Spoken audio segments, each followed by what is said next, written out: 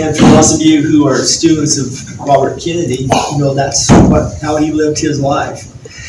And I got started then to see what it would take to be an Army officer. A little bit younger than you guys. I was still in junior high. And my parents were not wealthy people. And I realized I was going to have to get a college degree to get that gold bar of an Army officer. And so I started working really hard because I knew that I was going to have to get financial assistance to graduate from college. I was involved in just about everything that you could be involved with at Fairbury. Academics, athletics, extracurricular activities, community things, and that culminated in getting the nomination to the United States Military Academy at West Point and getting a 4-year scholarship in ROTC. I opted to take the ROTC scholarship because I was really serious about this girl at the time, and I didn't want to go to upstate New York and leave her out here in Nebraska. Well, we broke up a year later, but the good news is that I met my wife up at UNL, and we just celebrated 45 years of being married. And coming home to Nebraska is as much my reward as it is hers for moving 17 times in the course of my Army career. We now have lived here 8 years, and it just feels very strange that the moving van's not pulling up the driveway and we're supposed to go on to the next duty station. But we're kind of getting used to the fact that we're stable now, and we don't have to move again, unless we move closer to our grandkids, which are all far away. They're all out in Utah and Wyoming. They used to be in Delaware, Mississippi, and Utah, so we're getting a little bit closer, but not quite to Nebraska just yet. I am just very glad to be with you. My life was spared numerous times in the course of all those years in the military. And when it comes to be Veterans Day and Memorial Day, it is a time of great introspection for those of us who are still here. I think about my comrades that aren't here anymore, that lost their lives in the service of our country. And I could go down a pretty long list of the men and women that I served with that aren't here anymore. There is a poem, and this is one of Bobby Kennedy's favorites. His favorite Greek poet was Aeschylus. And the poem goes like this: pain that cannot forget falls drop by drop upon our hearts in our sleep. And through that process comes wisdom by the awful grace of God. And for those of us who daily live with that pain, comes that grace and comes that wisdom. And we're able to, I think, keep things in perspective. But especially in these times when it's Veterans Day or it's Memorial Day, we think a lot about our fallen comrades who aren't here anymore. I still keep in touch with a lot of the spouses, some of their children that live at various places around the country. And we try to support each other. I'm so grateful for all the programs that we have today, things that we didn't have earlier in my career, to support our young people that are coming out of the military these days.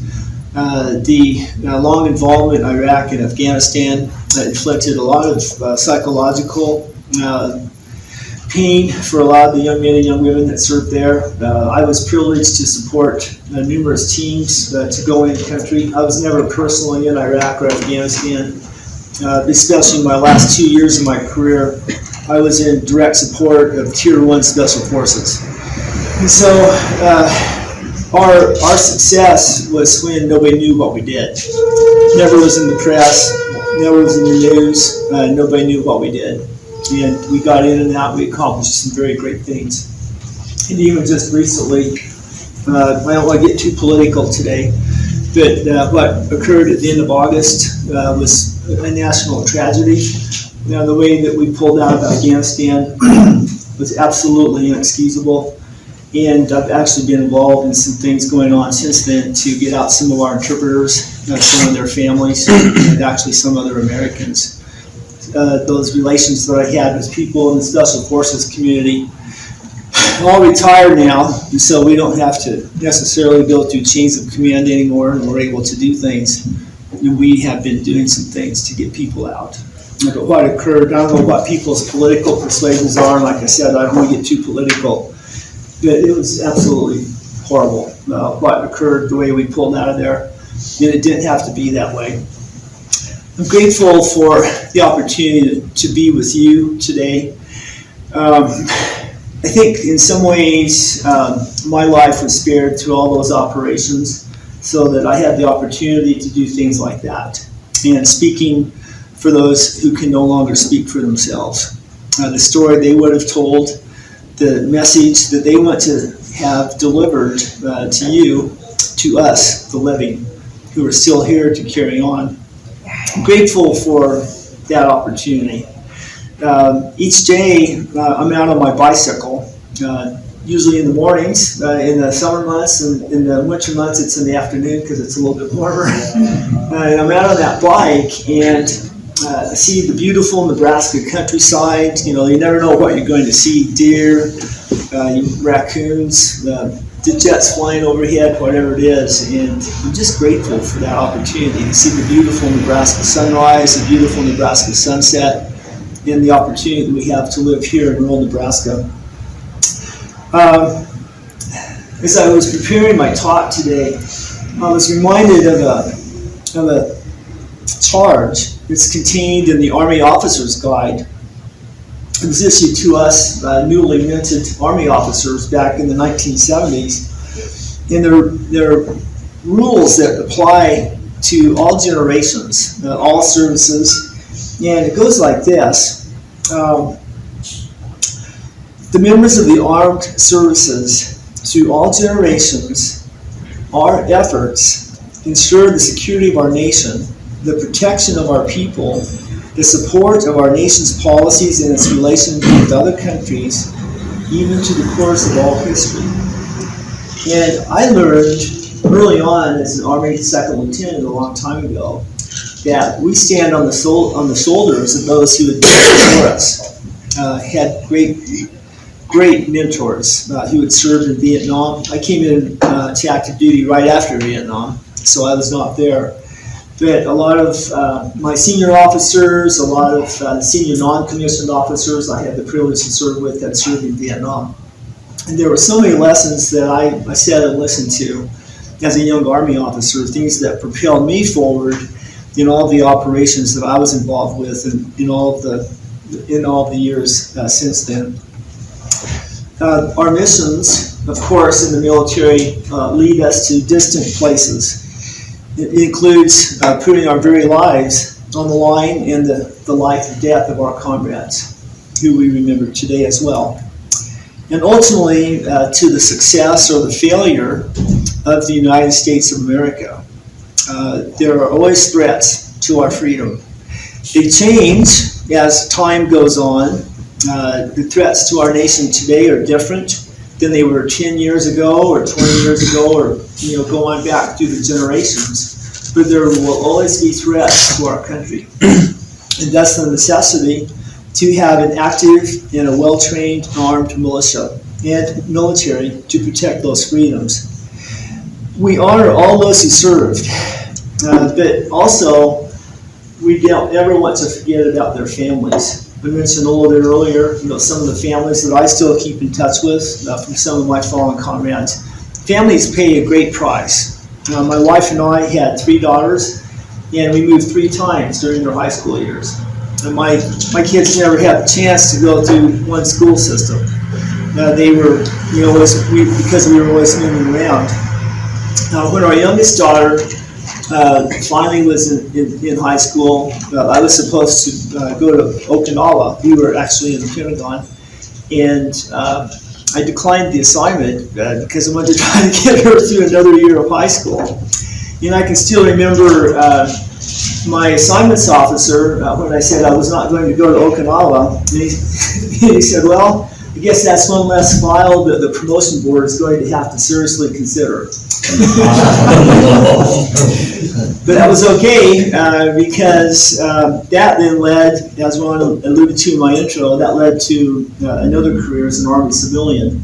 doing a lot of the same things I was doing on active duty. I was an Army logistician in my career, and I was responsible for the supply, the maintenance, the transport, and the service of the combat force. About half of my early career, I was right out there in the field, right there on the front lines with our combat troops. And the latter part of my career, it was more strategic locations to include the Pentagon, which takes me to September 11th of 2001,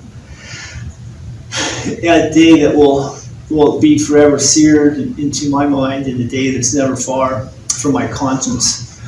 I was in the Pentagon that morning, and it was a beautiful September morning in Virginia. And as we were going in that morning, we became aware of an aircraft that had crashed into the World Trade Center up in New York. And going in that morning, we thought it was just a terrible accident that had occurred up there in New York City. And we got involved in our day, doing all the busy things that go on in the Pentagon. And I was actually walking down the fourth corridor. In the Pentagon, imagine a 5-sided building. There are like spokes of a wheel that go out, and there's 10 of them. Those are called corridors. And then there's 5 rings. The A ring is the inner ring, and the E ring is the outside ring. Well, my business that morning was at the fourth corridor on the E ring. And I made it to the C ring that morning, and I just had this overwhelming feeling come over me not to go out to the E ring. That's the outermost ring. And there was another thing I needed to do, and so I turned right at the C ring, and I was about 100 yards away when we heard this deafening explosion, crash. And if there is such a thing as hell on earth, it was that moment. We all know now that that was American Airlines Flight 77, fully loaded with jet fuel, which had been commandeered after takeoff out of Dulles Airport, down about 20 miles west of the building, had been turned around and had crashed into the Pentagon that morning, the result of terrorists. And I reflect on that so many times. I lost a lot of friends there that morning. Because it crashed into the part of the building where our operation was. It's primarily Army people, but there were also people from other services there that had lost their lives. And I think, why did that occur? And those other people didn't have that feeling or that warning or whatever it was. And those are answers that you'll never know in this life. But I'm grateful that I had that prompting that morning. I'm a Christian, and I believe that it was the prompting from the Holy Ghost not to turn, not to go straight, but to turn. And thus, my life was spared that morning, being about a football field away from where the jet hit. And of course, then that propelled us into our operation into Afghanistan, subsequently into Iraq. I then was involved with the first Special Forces going into Afghanistan. Just a little lighthearted note on that. I was in Colorado, and I got a call from this rancher up north of Fort Collins, and he said, "Where do you have all these guys out here learning how to take care of mules?" And I thought, what? Well, I don't know anything about it. Now, should know about it. Well, for anybody that's familiar with the Special Forces, they take the initiative very quickly. Very quickly. And so a lot of our guys were going to be among the first Americans to go into our operations into Afghanistan. And where they were going, up into the Hindu Kush, that's the only mode of transport. There's nothing else that's going to get you around up there except mules. And so they needed to learn how to take care of mules.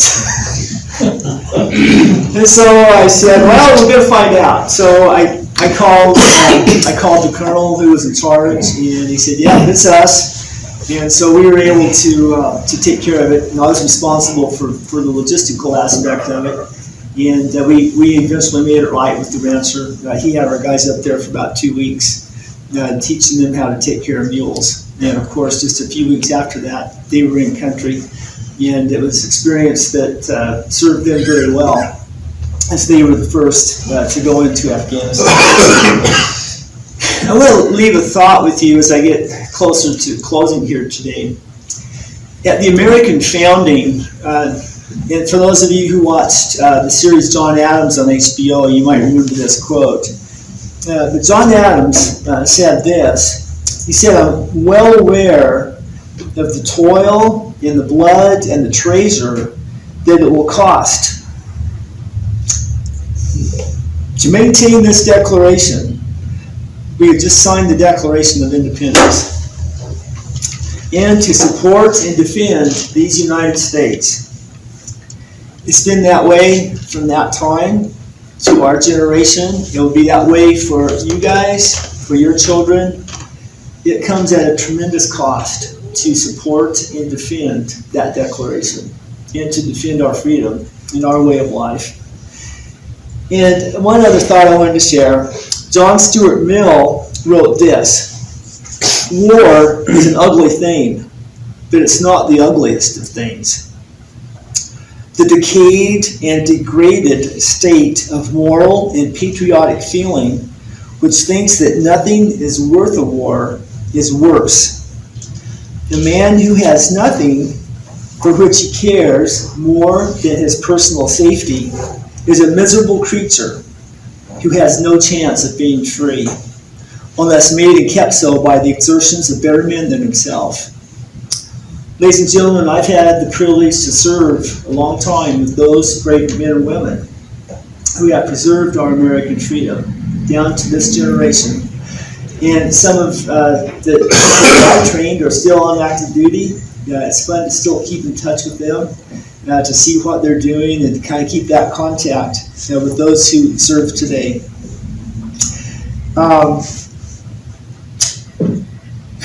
It's not enough, though, just to clearly see and understand these principles. And this is primarily directed to you Key Club people, so listen close.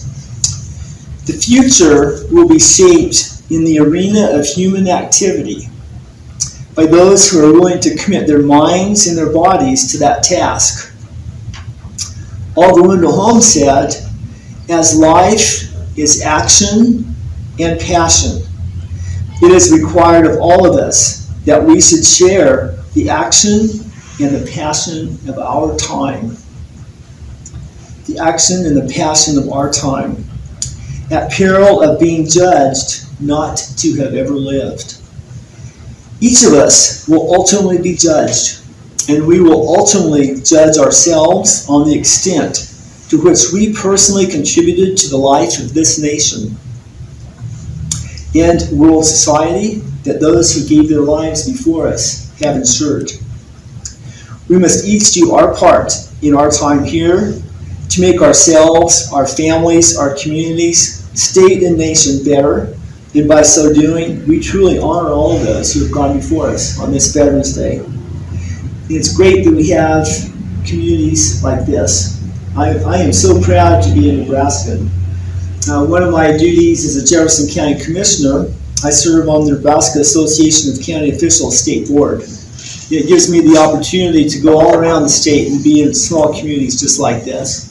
And we have something very special here in Nebraska that doesn't exist everywhere. Just like what we're doing here today in Beatrice, here in this Kiwanis Club. People who do what Oliver Wendell Holmes was talking about.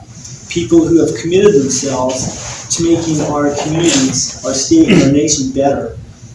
All the things that you guys do here today contribute to that. It makes all this better. A couple of quick lessons I learned after all those years in the Army, and then I'm going to close. Really, all that we need to know, we really learned about in kindergarten. So think back to your kindergarten years and these three things. Treat others as you would like to be treated. Do your best every day. And always do the right thing. Those three things. And when I had new soldiers come into my units, and then when I was a civilian, same way, when I had soldiers and civilians come in, I would always tell them those three things. I said, if you do these 3 things, it's going to work out. It might not always turn out the way that you want it to, or just go the way that you want it to, but it's going to work out. And I was closed with this. There's only one thing that we cannot fix, and that's integrity. And so if there were integrity violations, that was very serious. And unfortunately, in the course of all those years in command and leadership positions, I had to sign some separation papers for people who did not understand what integrity is. And that was painful for me to do, but the alternative was even worse because we knew that we couldn't trust that person. And when you have people's lives on the line every day in your operation, you have to be able to trust that person on your left and on your right that they're going to do the right thing. It was a great lesson that it didn't matter what color the person's skin was, what their culture was, where they came from, what their religion was. All of those things really were very superficial. What mattered was what was here, did they know their job, and what was here, were they committed to doing those things. It was a great melting pot. And I'm privileged to have known many people from all backgrounds, races, cultures, all over the place. It was a great experience, and I don't think I want to trade it for anything. Last thought, and then we're going to close, and I might have time for any questions that you might have. Each one of us has to find the thing that gives us a reason for getting out of bed in the morning. What is your purpose for that day? When I retired from the Army, I think my wife was kind of worried about, what's that going to be for me? After being involved in all of those things, all those years in the military, we were home just a little while, and I got a phone call. Our county commissioner in my district had passed away suddenly, and I got a phone call, and then I got other phone calls, people contacting me to put my name in the hat to be a county commissioner. That all occurred, Bruce, as you know, that all occurred about 6 months after I retired from the military. And so I was selected to fill out that person's term as a county commissioner, and then was subsequently elected. And I think I'm going to try for one more term, and then it's going to be the ultimate cleaning it up. But each one of us has to have a purpose every morning. What is it that's going to make you happy and make you feel committed and to be part of this larger picture that morning? The other thing for me is getting out on my bicycle. I ride my bike a lot. I ride about 150 miles a week, about 5,000 miles to 6,000 miles a year on my bicycle. I can't run anymore because I've had too many operations on my feet and legs. All those years in combat units took their toll. But that bike is my salvation. I can get out there and sort out my thoughts. Maybe I've been chewed out really bad by somebody about some issue, because being a public official, you don't get very many thanks. You get a lot of complaints. Why didn't you do this? You should have done this. You should have done this more. You should have done this differently, or you should have done this better. There's a lot of experts out there about all kinds of subjects. And so my job is to understand what people are thinking, try to do my best to meet what they see, and to do our best to serve them, because ultimately that's what public service is all about. Ultimately, at the end of the day, each of us have to ask ourselves the question, how do we want to be remembered when our brief time here in mortality is complete? The journey goes very fast, and the destinations come very soon. Mine that I'm going to share with you is this. A loving husband, father, son, and brother. An officer who never failed in duty. A man who loved and trusted God. He was a credit to his generation. That's what I try to aspire to each day. Like you, I'm human. I'm going to fall short sometimes, but hopefully there's going to be a new day where I can get back out of bed and try to attain those things to be remembered like that. So as I close today, I give you that charge. How will you want to be remembered when your time here is done? What does that phrase look like for each one of you here today? I'm grateful for the opportunity to be here with you today. Truly, from the bottom of my heart. I'm so glad to be here. we lived in a lot of different places, and when it came time to retire, it was really a pretty easy choice for us. We knew that we wanted to come home to Nebraska. My wife is from Fairbury County, or south of Hebron. The challenge was to find a place to live.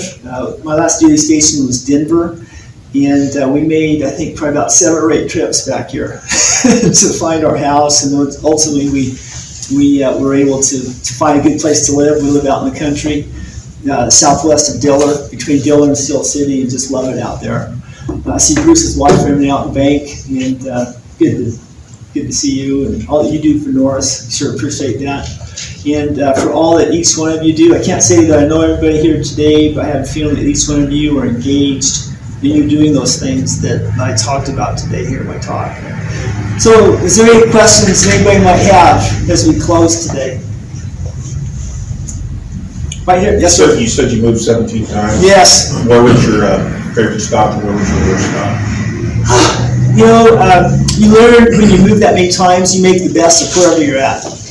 And they were all good because we made that effort to make the best of every place. We had a tour in Hawaii, and believe it or not, there were people there, they could not wait to get off the rock. We live in Hawaii. But we can't wait to get off the rock and get back to the world. Really? So there were some people in all those years, the reason I say that is it's perspective. You know, what's your perspective about each one of the places where you live? So we made the best of everywhere that we were. And although, like I said, you know, my girls had to move around a lot, they also had the advantage of knowing all of these things because they lived it in person. They didn't learn it out of a book or see it on TV or listen to it on the radio. They were there and they lived it. And so, great education for them. But if you were to ask any of them where home is, they would probably have to say the Army. Because we just, you know, they never had a chance to put their roots down in any one place. So, yes, ma'am. So did you homeschool your children, or did you? No, public education all the time. Yeah. You know, it was great. You know, I can't tell you that we ever had a negative experience. You know, everywhere we lived, we had very good teachers. You know, the school system was really good. 2 girls, one girl graduated high school in Virginia, and my other 2 girls graduated high school in Colorado. Our youngest daughter was quite a basketball player, and that's the one that got to stay a little bit longer in school. You know, when I gave up the assignment to Okinawa, so she got to stay a little bit longer, and we enjoyed seeing her play basketball. I still enjoy going out to see. I've got to get over here for some Orangeman games. I haven't been over here for a while. But we go to Fairbury, we go to Diller Odell, you know, to see the young people in the athletic events. I really enjoy that. We're proud Huskers, and we are patient. Everybody is coming. Gosh, last Saturday, you know, we were there, and I thought we were going to take out Ohio State. I mean, we could say that about our whole season. It was just right there. We just can't quite get over that little hump. We're going to get there, though. We've got great faith in Scott, and I was glad to see that our athletic director kept him on for another year. I think we're going to see the fruits of that decision play out. So. Bruce, you got a question? Again, thank you for your service. I mentioned that to you before, but we appreciate your service. And thank you. Great message today, but I do have one question for you. You bet. So, what do you think is the greatest threat to the United States security today? China. China? Yeah, pure and simple. You know, I don't have my security clearance anymore, and, you know, I'm not privy to a lot of things, but I still do keep in touch with people who still are in those circles. But even then, there's stuff they can't share with me anymore. But China is definitely the greatest threat. Yeah, and we have to take that very seriously.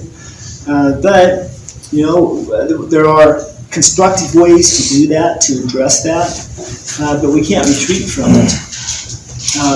For anyone who pays attention, I mean, they have become very aggressive in a lot of different ways the last few years. And we have to stand up to that and not tolerate it. And conversely with that, you have to have the resources to back that up. So number one, you have to have the will. You have to have the will, the political will to do it, but you also have got to have the ability to back it up. And that was the part that I played all my years in the service, being a logistician, is the wherewithal to address those things. I had the privilege of being in the research and development end of logistics for a while. I served a year with General Motors in Indianapolis and had the privilege of developing our next generation of engines for our helicopters. And that was fantastic to be with that. So many smart people that take into account so many different things. I learned so much in that year in Indianapolis. It was great. But yeah, so you have to have the will and the wherewithal to address it. And I'm confident, regardless of political administrations, that we will do that because the alternative is unthinkable. Yeah. What examples of aggression can you share? Well, what they're doing in the South China Sea right now, in particular, and some of the things that they have verbalized regarding Taiwan, some of the things that they've said about us here in the United States.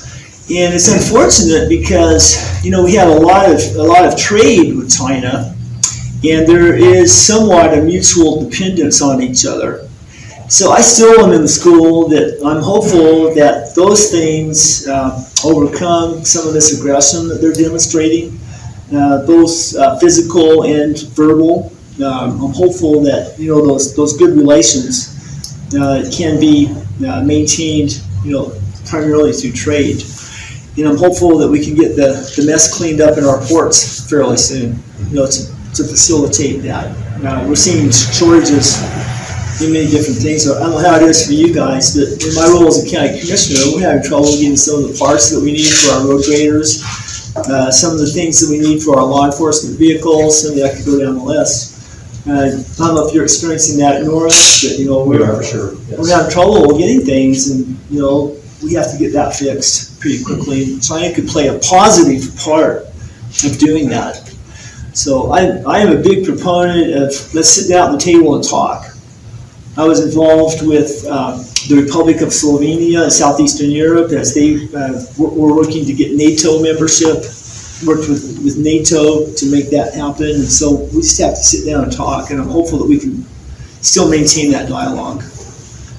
So, yes, sir. How long did it take for your family to know that you were okay after the Pentagon incident? About 2 hours. Problem is, our cell phone technology wasn't really mature that morning. So my wife actually watched it. She was in Colorado, and she couldn't get a hold of me for 2 hours just because all the cell phone lines were jammed. But the problem was she knew when jet hit was right where I was supposed to be. So when she couldn't get a hold of me, she thought I was dead. And when we first talked, it was a very emotional moment, and she realized I was still alive. And were your daughters at home at the time? 2 were in college at that point, and then 1 was still in high school. Our youngest daughter, Sarah, was still in high school in Colorado. And it was so interesting, you guys. We had flown back there on a military plane, and as you all recall on that day, all of the civilian air fleet of the United States was grounded for the next 3 days. We had a military plane. Our plane was out at Dulles Airport, about 20 miles west of the Pentagon. And I'll never forget that next morning on 9/12, as we were taxiing down the runway, just seeing row upon row upon row upon row of civilian aircraft just parked at the gates. They were all still. It was the most surreal, the whole thing was just surreal. But as we took off that day, we had an F-16 escort all the way back to Colorado. Some of the people on my plane were pretty high-ranking people. So it was really strange that day. But yeah, that whole thing was just a surreal time. Yeah. Well, great. It's great to be with you today. And again, thank you to each of you for what you do, to be involved here with Kiwanis. I was very impressed with the opening. And I am grateful to be in Nebraska and to be a Cornhusker, and it is great to be home.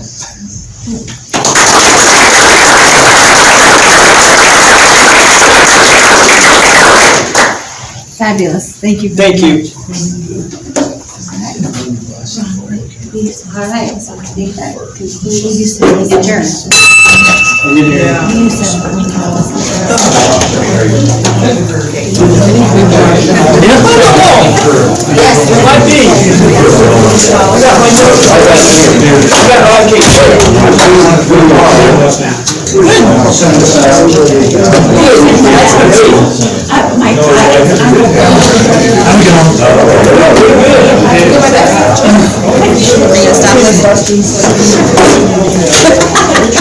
Get your book. I did, thank you so much.